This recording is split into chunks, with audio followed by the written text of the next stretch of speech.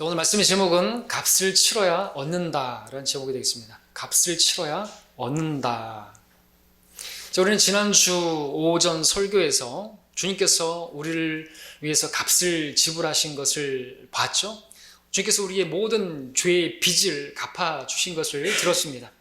주님께서 우리를 위해서, 우리를 구원하시기 위해서 갚아주신 그 지불하신 값은 돈으로 계산이 안 되는, 돈으로 어떻게 안 되는, 감히 계산할 수 없는 그런 값을 지불하셨다는 것을 우리가 들었습니다. 우리는 구원을 값없이 받았습니다. 그러나 그 구원이 결코 싸구려는 아니라는 것입니다. 우리가 구원을 값없이 받을 수 있었던 것은 주님께서 값을 지불했기 때문이다라는 사실을 잊지 말아야 되는 것입니다. 엄청난 값을 지불했습니다. 우리 편에서는 구원이 값없는 것이지만 하나님 편에서는 당신의 생명을 내어주셨기 때문에 우리에게 값없는 구원이 된 것입니다. 자, 주님께서 오늘 그러한 사실을 알게 된, 이제 오늘 이번 주에 오전 말씀에서는 그렇게 주님께서 값을 지불하시고 산바된 우리들이 이제는 값을 지불하는 일이 필요하다라는 것이죠. 그래야 우리도 얻는 것이 있다는 것입니다. 맞죠? 주님께서 우리를 얻기 위해서 값을 지불하셔서 우리를 사셨어요. 우리를 얻으셨습니다. 근데 우리가 오해하지 말아야 됩니다. 구원이 선물이고 값없이 이렇게, 근데 아주 우습게 생각하시는 그런 사람들도 있지만 우리는 없지만, 근데 우리가 구원 받고 나서 이제 은혜다, 그래서 이제 내가 아무것도 안 해도 되는 것처럼 그렇게 방종하는 신앙생활을 하면 안 되는 것이죠. 값을 지불하는 일이 우리에게도 필요하고, 그렇게 값을 지불해야만 우리도 얻을 수 있는 것이 있는 것입니다. 주님께서 그것을 얻기를 원하세요. 또 그런 사람이 되기를 바라시는 것입니다. 자, 다시 말씀드리지만 구원은 선물이에요. 선물은 우리가 값을 지불할 필요가 없는 것이죠. 지불하려고 해서도 안 되는 것입니다. 구원을 받는데 값을 지불하려고 하면 그 사람은 구원을 받을 수가 없어요. 구원은 값을 지불하고 살 수 없는 것이기 때문에 그렇습니다. 그 값은 이미 다 주님께서 지불하셨기 때문에, 그러나 구원 받은 다음에 우리가 값을 치르지 않고는 사실상 우리가 얻을 수 있는 게 없다라고까지 말해도 과언이 아닙니다. 값을 치러야, 그래야지 내가 얻을 수 있죠. 여러분들 값을 지불하지 않고 뭘 살려고 하면 도둑이라고 하겠죠. 속지 마십시오. 하나님 우롱당하지 않습니다. 이는 사람이 무엇을 심든지 그대로 거둘 것이기 때문이라 했습니다. 우리가 심은 것이 있어야 거둘 것이 있어요. 뭘 심어야 됩니까? 무엇이나 다 그렇다는 것이죠. 저의 경우에도 제가 설교를 하는 사람인데, 제가 설교를 위해서 준비하지 않고 시간을 들이지 않고 기도하지 않고, 제가 이제 사역을 한 20년 넘게 했으니까 이 정도면 그냥 눈 감고도 설교할 수 있을까요? 절대로 그렇지 않습니다. 그렇게 즉흥 설교한다는 그런 목사들이 있는데 뻥 같아요. 그리고 어떻게 설교를 합니까? 다 생각해놓고 마치 자기는 하나님께서 직통 계시를 주시는 것처럼 지금 주시는 말씀을 제가 선포합니다. 그러면서 어떻게 결과적으로 다 자기를 드러내기 위해서 자기가 무슨 영험한 목사인 것처럼, 여러분들 무슨 쇼프로 같은 데도 보면은 생방송이라고 하면서 다 하지만 뭐가 있어요? 리허설이라는 게 있잖아요. 그죠? 다 준비해놓고 마치 실수해놓고 그것도 마치 생방송의 어떤 묘미인 것처럼 얘기를 하지만 그것도 다 짜놓은 각본인 걸 다 알죠? 예. 그런 게 있단 말이에요. 준비가 있어야 돼요. 준비하지 않고, 그리고 또 이렇게 시간을 들이지는 게 없이, 또 기도하는 것이 없이, 물론 하나님께서 함께 해주시고 은혜를 베푸시고 다 해주셔야만 그것이 가능하죠. 좋은 설교가 되어지고 능력 있는 설교가 나오죠. 아무리 설교가 내용이 좋다 할지라도 꽝이 될 수가 있습니다. 준비해야 되죠. 값을 지불해야 된다는 것이죠. 시간을 사서 얻어야 되고요. 기도해야 되고, 여러분들도 마찬가지입니다. 여러분들도 설교를 듣는 입장이라 할지라도 여러분들도 기도하셔야 되는 거죠. 기도하신 분들에게 하나님께서 주십니다. 은혜를 주시고요. 또 도전도 주시고 깨달음도 주시는 거예요. 기도하지 않고, 여러분이 저를 위해서, 설교를 위해서, 예배를 위해서 기도하지 않고 여러분이 얻을 것을 기대하면 그건 안 되는 거죠. 하나님이 주실 수가 없는 것이에요. 그래서 다른 거죠. 누구는 똑같은 설교를 들어도 왜 은혜를 받고 정말 감동이 되고 그러는데, 누구는 밋밋한 것인가요? 그죠? 기도하지 않았기 때문이죠. 값을 지불한 게 없기 때문에 그렇죠. 기도응답은 어떻습니까? 여러분들 기도응답을 원하시죠? 근데 기도하지 않고 여러분들이 얻을 걸 생각하면 안 되는 것입니다. 간절히 기도하셔야죠. 끈질기게 기도하시죠. 그리고 기도하면서 여러분들 낙심하지 말아야 되죠. 계속 기도하셔야죠. 기도하는 일 없이 얻으려고 하면 안 되는 것이겠죠. 여러분들 너희가 갈망하여도 얻지 못하고 너희가 살인하고 갖고자 열망하여도 얻을 수 없으며 너희가 다투고 싸워도 얻지 못하니 이는 왜 얻지 못해요? 너희가 구하지 않기 때문이라 했어요. 기도하지 않고 어떻게 얻으려고 할 생각을 하지 말라는 것이죠. 주께서는 사람들이 항상 기도하고 낙심하지 말아야 할 것을 끈질기게 간청하는 그 과부의 비유를 통해서 말씀해 주신 게 뭐예요? 그렇게 기도값을 지불하라는 것이죠. 기도값을 지불해야 되는 거죠. 뭐 점쟁이한테 그 복채 내듯이 그 기도값 말고요.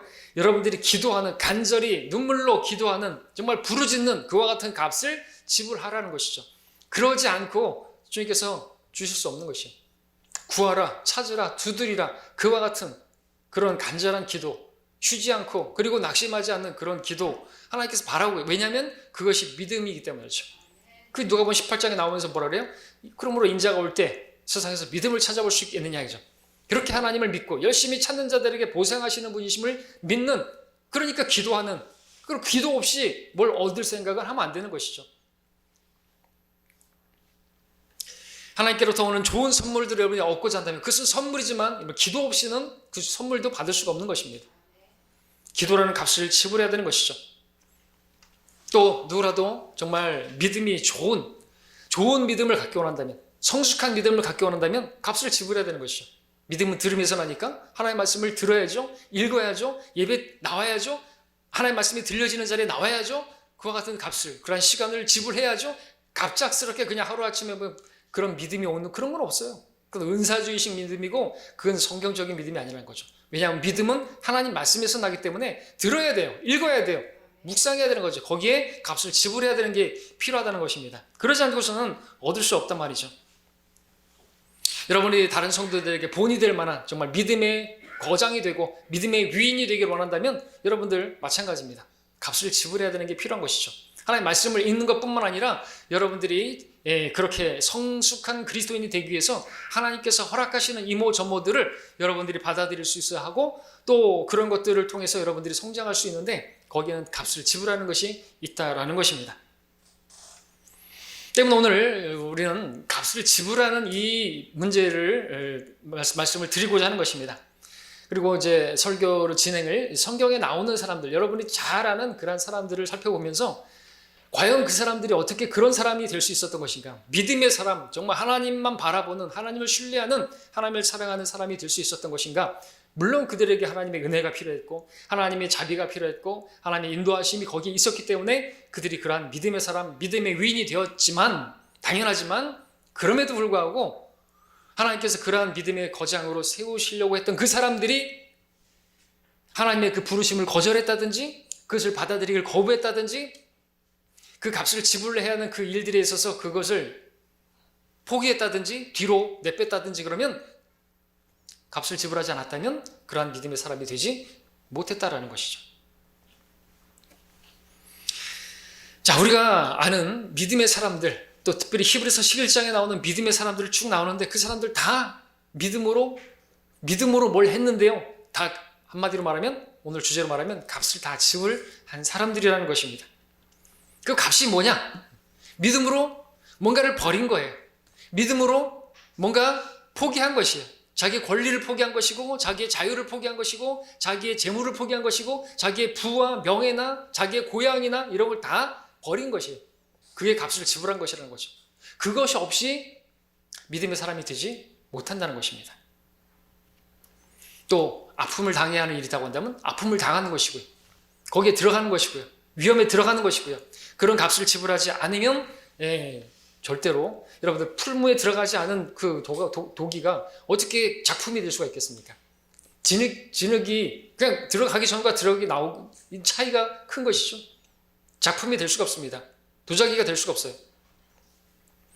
값을 치른 일이 있었기 때문에 그렇게 믿음의 조상이요 하나님을 정말 전적으로 신뢰하는 믿음의 사람으로 그렇게 성장하게 되었다라는 거죠.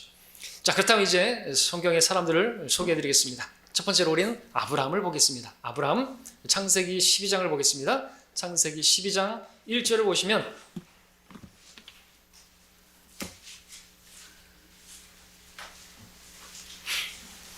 12장 1절에 아브라함을 보십시오. 아브라함이 어떤 값을 지불했던 것인가? 값을 지불한 것으로 여러분들이 이 말씀을 보시길 바랍니다. 주께서 아브라함에게 말씀하셨는데 너는 내 고향과 내 친족과 내 아비의 집을 떠나 내가 내게 보여줄 땅으로 가라 말씀하셨습니다. 자, 어디를 떠나고요? 고향을 떠나고요, 친족을 떠나고요, 아비를 떠나라고 말씀을 하셨습니다. 자, 고향을 떠난다는 거 쉽지 않은 일이죠. 자기가 그동안에 자라왔던, 근데 거기를 떠나서 낯선 곳으로 간다는 자체가 얼마나 위험 부담이 많고, 낯선 곳에 가면은 어떤 그 배척을 받기도 하고 또 텃세 부리기도 하고 거기 적응하는 것 자체가 얼마나 힘들고 그렇겠습니까? 그렇죠? 쉽지 않은 일입니다. 친척을 떠난다는 건 뭡니까? 나를 위해주고 나를 지지해주고 나를 도와줄 수 있는 그런 배경들이잖아요. 다 버려야 하는 것이죠. 아비 집을 떠난다는 게 뭡니까? 아버지를 떠난다는 거, 나의 든든한 정말 백, 나의 어떤 정신적인 그런 멘토, 포기하고 떠난다는 거, 배경을 떠난다는 거, 이거 쉽지 않은 것입니다. 이런 걸 포기하고 버리고 희생한다는 건 말처럼 쉬운 일 아니라는 거죠.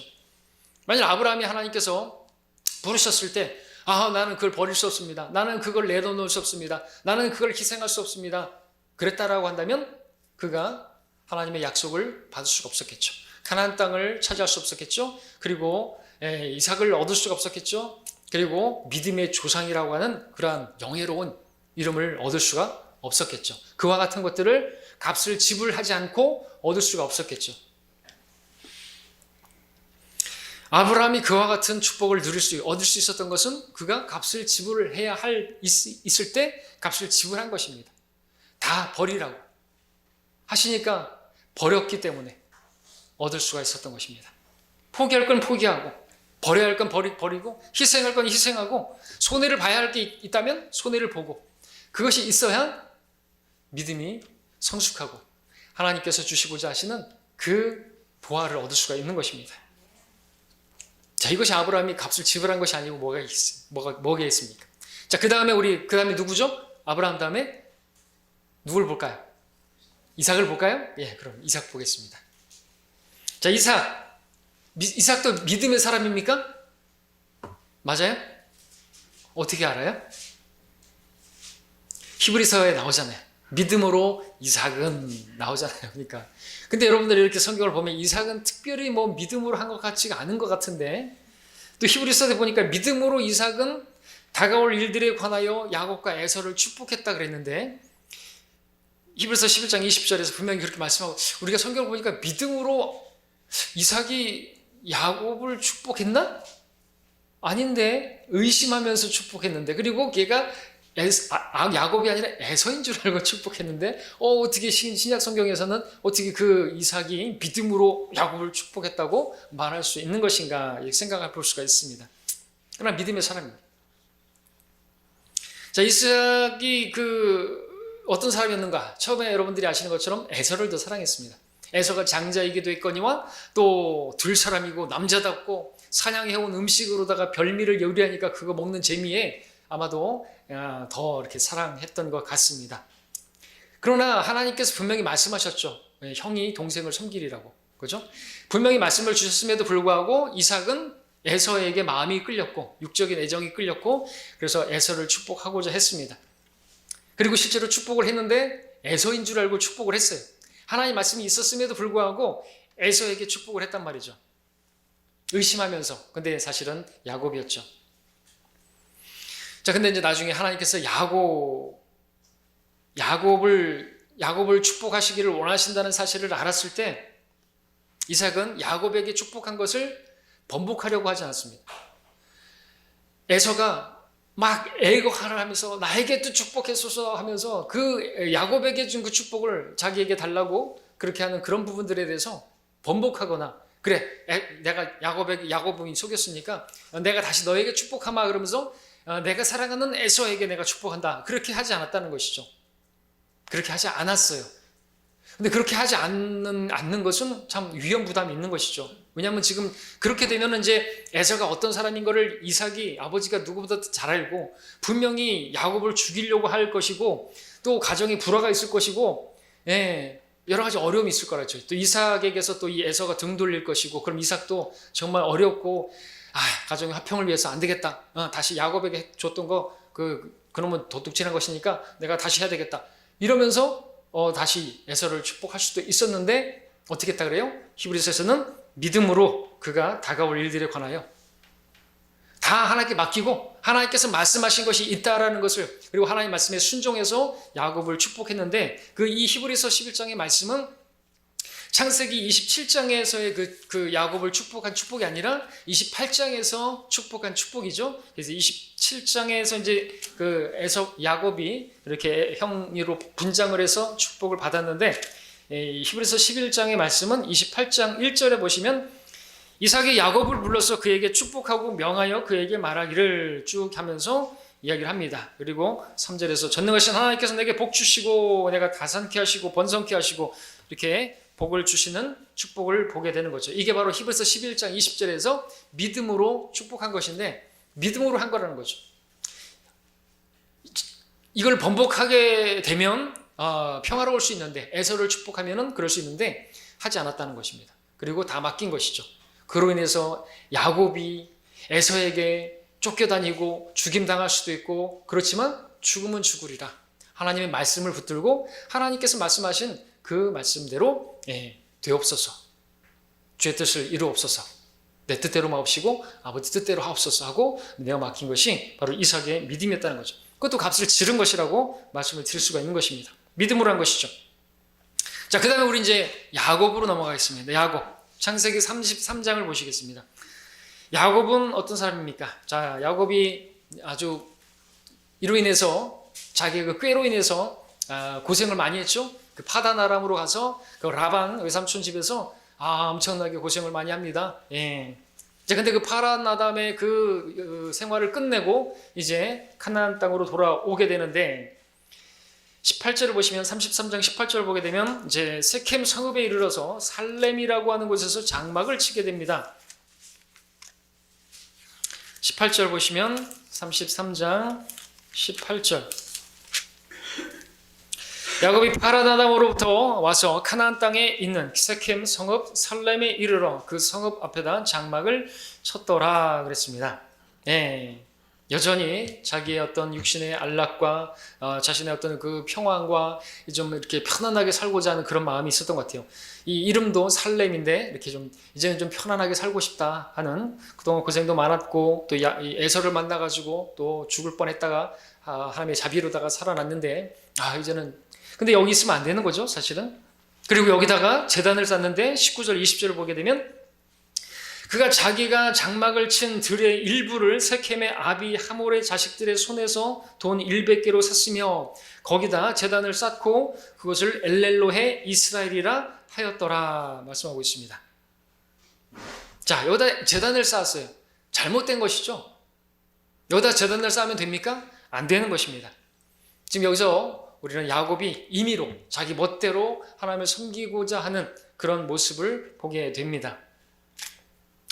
자, 어디에다가 제단을 쌓아야 되는 줄 아십니까? 창세기 35장 1절을 보시면요, 이미 주님께서 말씀을 주셨을 것이다 라는 것을 이 말씀을 통해서 알 수 있고, 하나님께서 이미 나타나셨을 때 이미 그가 서원도 했었잖아요.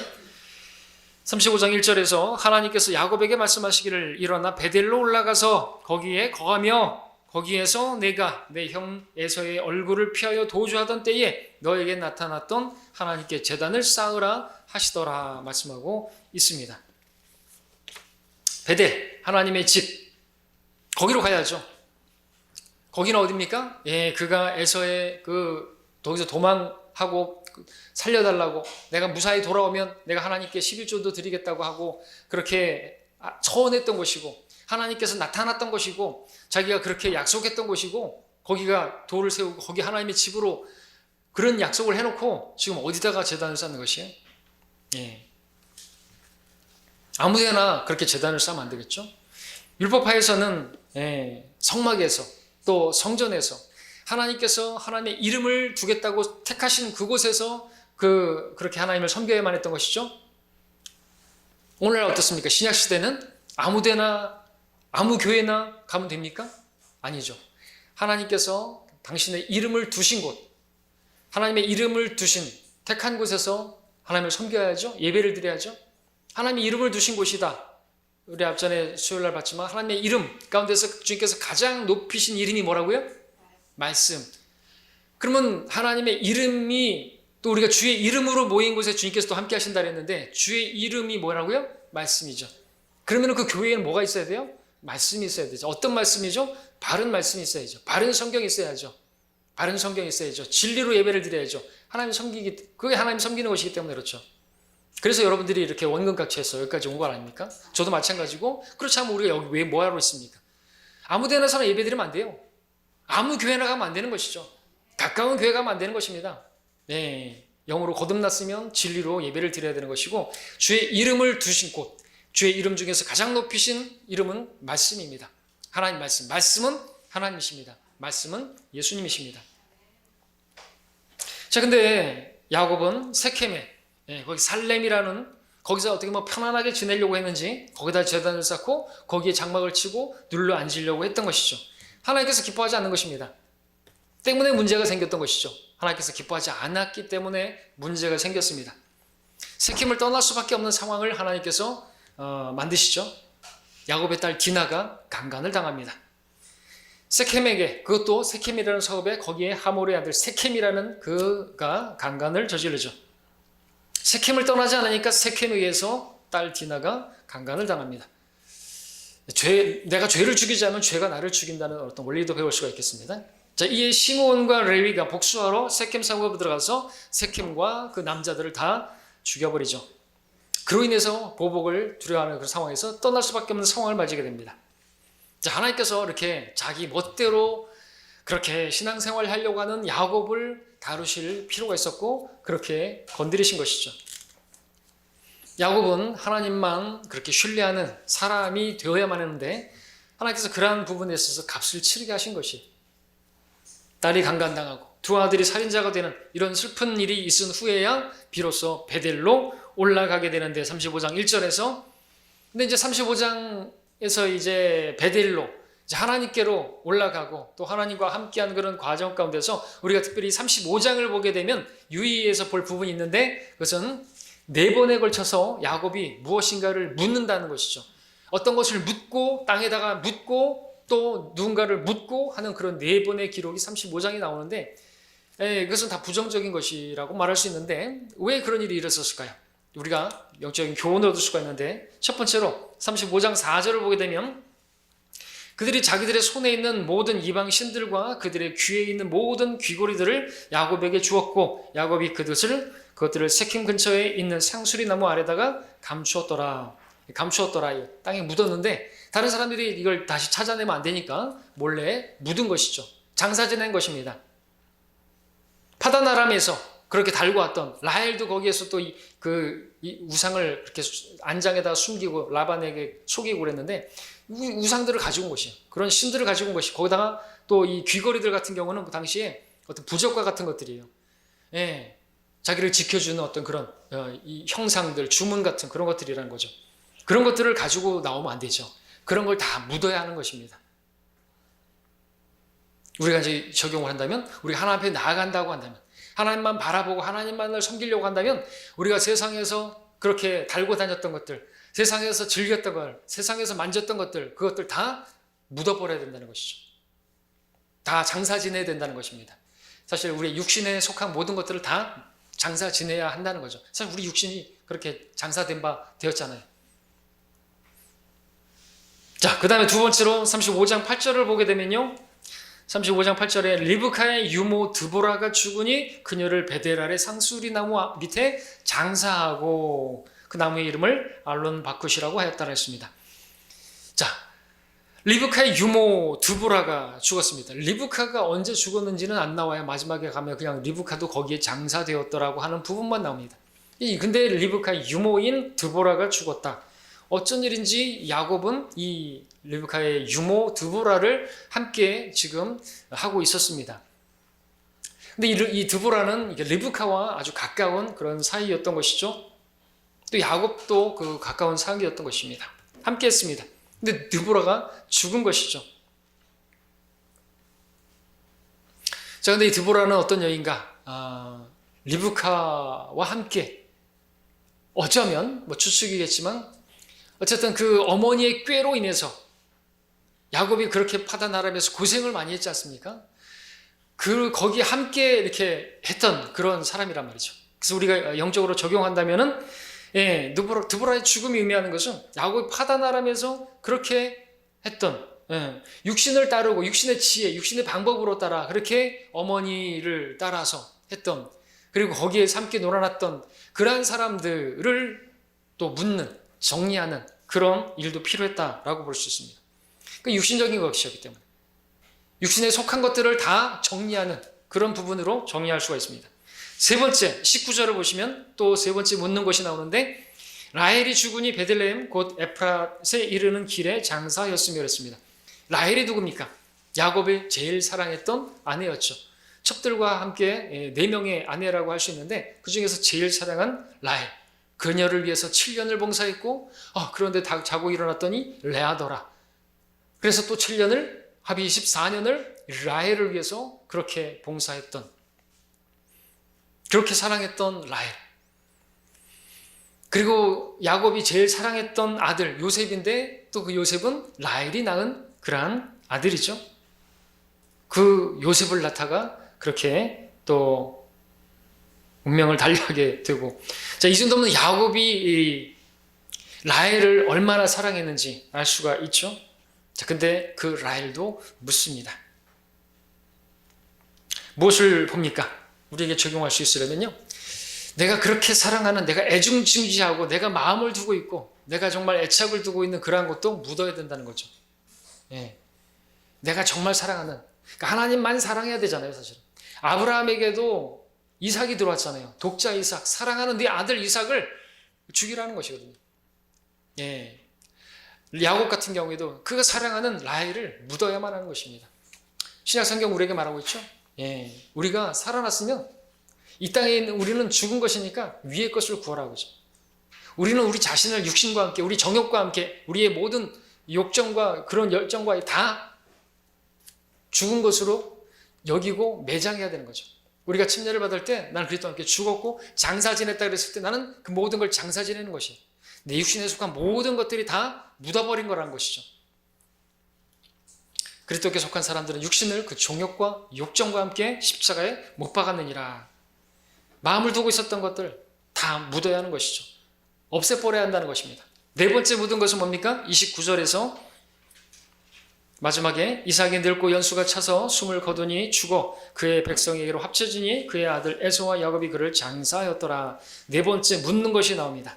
이와 같이 묻는 일들을 통해서 우리가 배우는 게 뭡니까? 한 사람이 하나님만을 신뢰하는, 하나님만을 정말 믿는 그런 사람으로 서기 위해서 제일 먼저 이방신들, 그 귀거리들 다 아까워 말고 묻어야만 하는 일이 있어 있고, 또 자기가 어머니처럼 의지하던 그 부모, 그 드보라도 묻어야 하고, 자기가 첫째로 사랑하던 그 라헬도 묻어야 하고, 그리고 자기 힘의 근원이, 자기 복을 빌어줘 축복해줬던 그 아버지조차도 다 묻는 그런 일이 필요했다는 거죠. 자, 여기에 왜 이렇게 정말 슬픈 일들이 많은 것입니까? 자, 이런 일들은 다름 아닌 값을 지불한 것이다, 값을 지불해야만 하는 것이다 하는 것을 보여주고 있는 것이죠. 그리고 이런 일을 통해서 야곱이 이제 하나님만 신뢰하는 그러한 사람으로 서게 되는 거죠. 48장 보겠습니다. 창세기 48장 15절에 야곱이 이제 말년에 무슨 고백을 하고 있습니까? 48장 15절에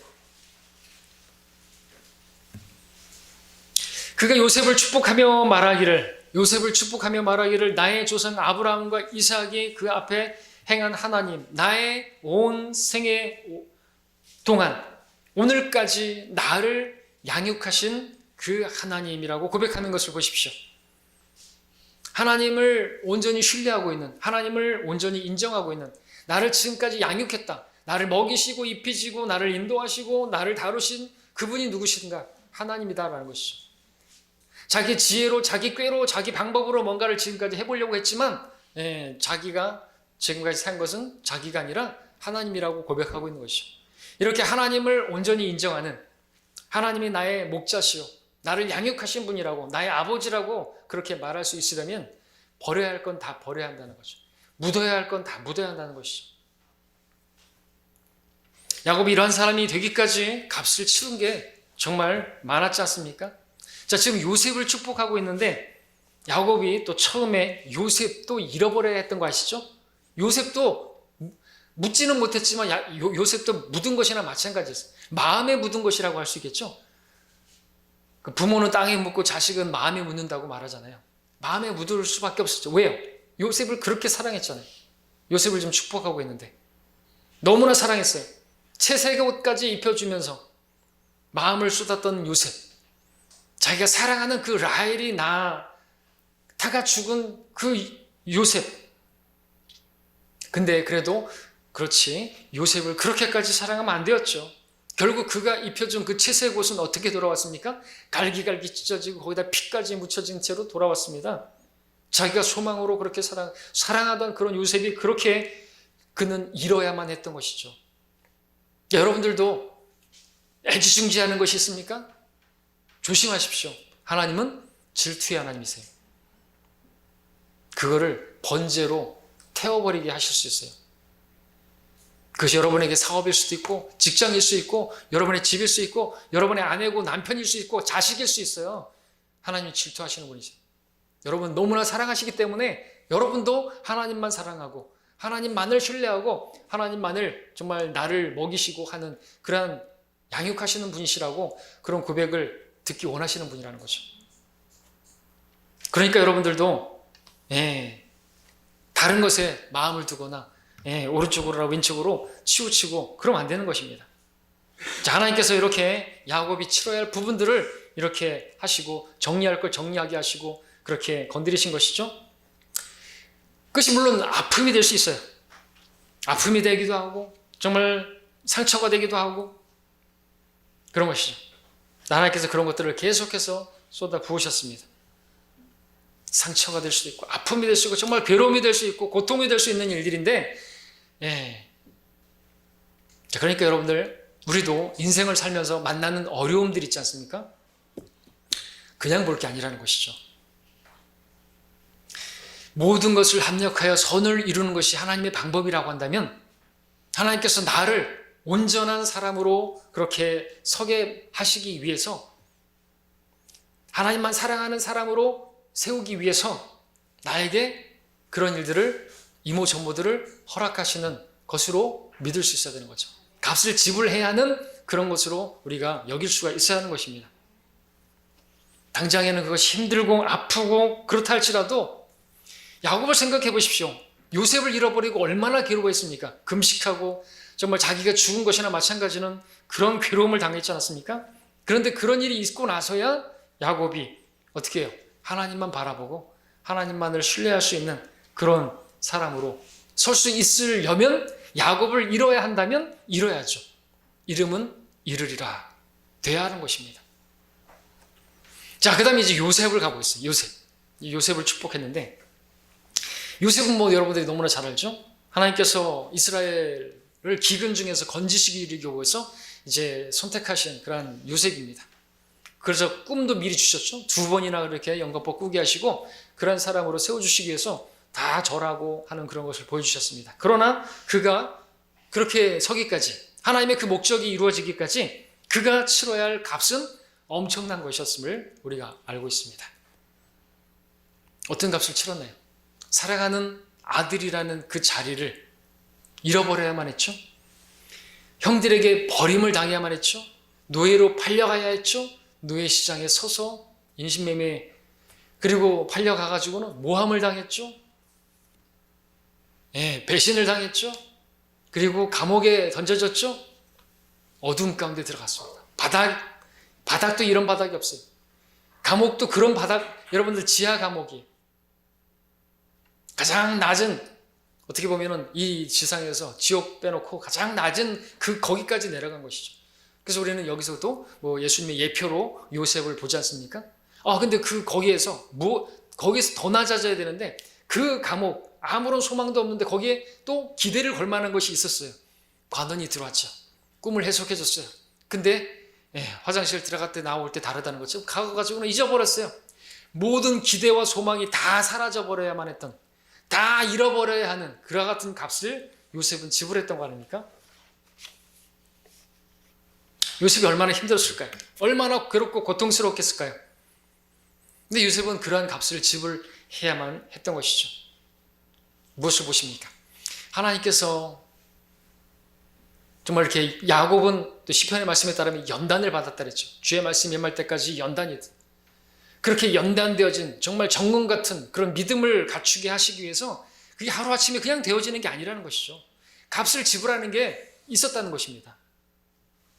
상당한 값을 지불해야 했어요. 얼마나 많은 상처, 그 상처가 얼마나 대단한 것이, 형들에게 그렇게 살려달라고 형들에게 애걸복복을 했는데 눈도 안 주고 그냥 버려짐을 당하고 그 고통을 당하고 그랬단 말이죠. 엄청난 상처와 아픔과 고통을 당하고 그런 용광로를 지나고 나서 그는 높여짐을 당했고, 그리고 하나님을 신뢰하는 정말 그와 같은 그런 사람으로 세워지게 됐던 거죠. 자, 그 다음에 넘어와서 다윗을 또 생각해 볼까요? 다윗. 그가 왕으로 기름 부음 받은 때는 언제였습니까? 청년의 때였죠. 소년 시절이었다고 말하셨습니다. 그러나 그 왕으로 세워질 때는 30세. 30세에 이르기까지 그가 어떤 삶을 살았나요? 평탄한 삶을 살았나요? 아니죠. 사울에게 쫓김을 당하는, 삶과 죽음이 한 걸음밖에 안 되는, 죽음의 그림자의 골짜기를 지나는 것 같은 그런 삶을 살았죠. 망명을 가기도 하고, 그리고 굴 속에 들어가서 숨어 지내야만 하는 그런 시절도 있었습니다. 여러분들 그 굴, 무슨 굴인지 아시죠? 그 유명한 굴이 무슨 굴 이름이 뭐예요? 아둘람 굴이라고 들어보셨습니까? 전에 설교도 했었는데 시편에서 또 쓰지 않습니까? 근데 여러분들, 그러한 시절이 있었기 때문에 여러분들이 힘들고 아프고 괴로울 때 여러분이 위로를 얻고 힘을 얻고 소망을 얻게 하는 그 시편들이 나올 수가 있었던 것이에요.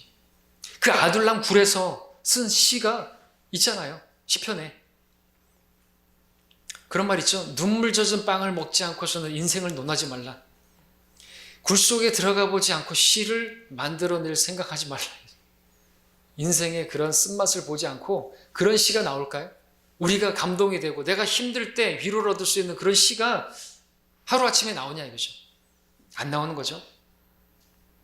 그런 고난을 통과하고 나서야 야곱, 이삭 다 나오네.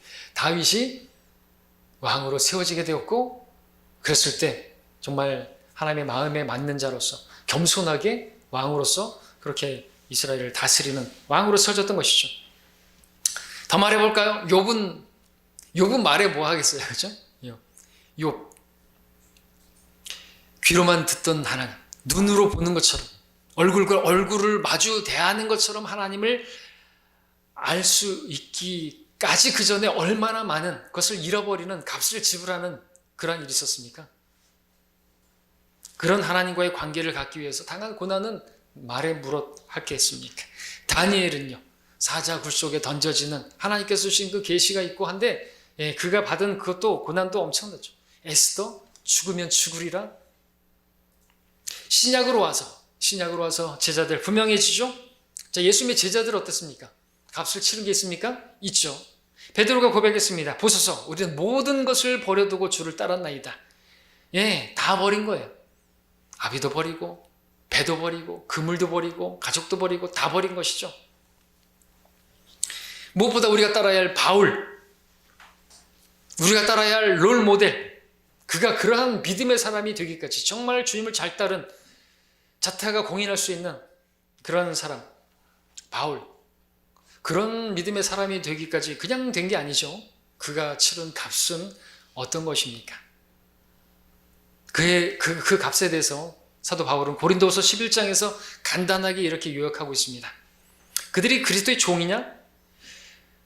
내가 어리석은 자같이 말하지만 나는 더욱 그러하니라. 내가 더 많이 수고하였고, 내가 매도 헤아릴 수 없어 맞았고, 더 많이 빈번히 감옥에 갇혔고 죽을 고비를 여러 번 당하였으니 유대인들로부터 40에 하나 뺀 매를 5번이나 맞았고 3번 몽둥이로 맞았으며 1번은 돌로 맞았고 3번 파선을 당하였는데 하룻밤과 낮을 깊은 바다에서 보냈으며 여러 번 여행하는 중에 강의 위험과 강도의 위험과 동족으로부터 위험과 이방인들로부터 위험과 성읍에서 위험과 광야에서 위험 바다에서 위험과 거짓 형제들 가운데서 위험을 당하였으며 수고하고 애쓰며 자주 깨어있고 배고프며 목마르고 자주 금식하고 춥고 헐벗고 숨이 찰 정도네요. 이것도 간단하게 요약한 거겠죠. 또 우리가 다른 데서 보게 되면 또 얼마나 많은 이게 뭐예요? 다 값을 지불한 것이에요. 믿음의 사람으로 나를 따르라고 말할 수 있을 정도의 하나님을 신뢰하는 그러한 하나님만 신뢰하기 위해서 고린도서 1장에서 뭐라 해요? 자기가 죽은 자와 같이 되게 되어 있잖아요. 그렇게 해서 하나님만 신뢰하게 하려고 그런 스스로 사형 선고를 낼 수밖에 없는 그런 지경에 놓였던 것이죠. 그게 뭐예요? 값을 치르한 것이에요. 그런 값을 치른 사도 바울이 이제 말년에 고백합니다. 내가 선한 싸움을 싸우고 달려갈 길을 마치고 믿음을 지켰으니 이후로는 나를 위하여 의의 면류관이 마련되어 있어. 의로우신 재판관이신 주께서 그날에 나에게 그것을 주실 것이라고 말할 수가 있었던 것입니다. 면류관을 받는데 값을 지불해야만 하는 거죠. 여러분들 한번 계산해 보십시오. 여러분들이 면류관을 받을 수 있을 거라고 생각하십니까? 이 면류관은 값없이 주어지는 게 아니에요. 값을 치르고 여러분이 사야 되는 것입니다. 그럼 한번 계산해 보십시오. 여러분 면류관을 받을 수 있겠는가? 어떤 면류관을 5가지 중에서 몇 개나 받을 수 있겠는 것인가? 한번 계산해 보시기 바랍니다. 우리 누가복음 19장을 함께 14장을 함께 볼까요? 누가복음 14장. 주님께서 분명히 우리에게 말씀하십니다. 비용을 계산하라 이죠. 값을 그리고 지불하라 이거죠. 계산해 보십시오. 여러분들 얻을 것이 있겠는 것입니다. 오늘 말씀의 주제 뭡니까? 값을 치르고 사야 된다는 거죠. 값을 지불하는 게 없이 여러분들이 뭘 얻을 것을 생각하면 안 된다는 것이죠. 누가복음 14장 28절부터 30절까지 제가 읽겠습니다. 너희 가운데 누가 망노를 세우려고 하면 먼저 앉아서 자기가 가진 것으로 그것을 완공할 수 있는지 그 비용을 계산해 보지 않냐겠느냐. 만일 그렇지 못하여 기초만 세워놓고 완공할 수 없게 되면 그것을 쳐다보는 모든 사람이 그를 비웃기 말하기를 이 사람이 공사는 시작하였으나 완공은 못하였구나 라고 하더라 했습니다. 값을 계산해 봐야죠. 비용을 치러야 되는 거죠. 값을 지불해야 되는 거죠.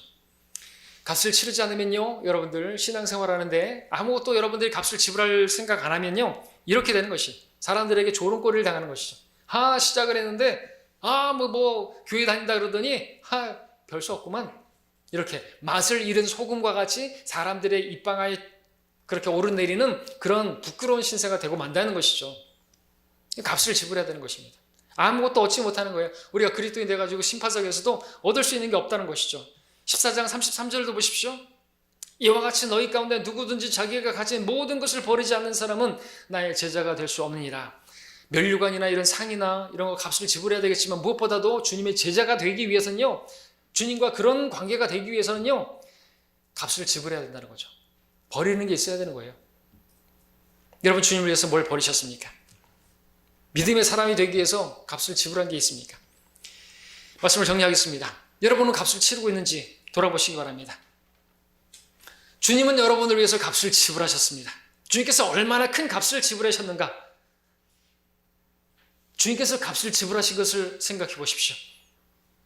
그분께서는 하늘의 영광을 버리셨습니다.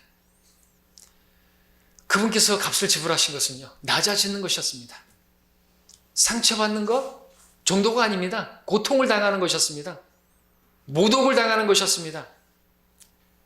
고통을 당하는 것 십자가의 고통만이 아니에요. 지옥에서까지의 고통을 당하셨습니다.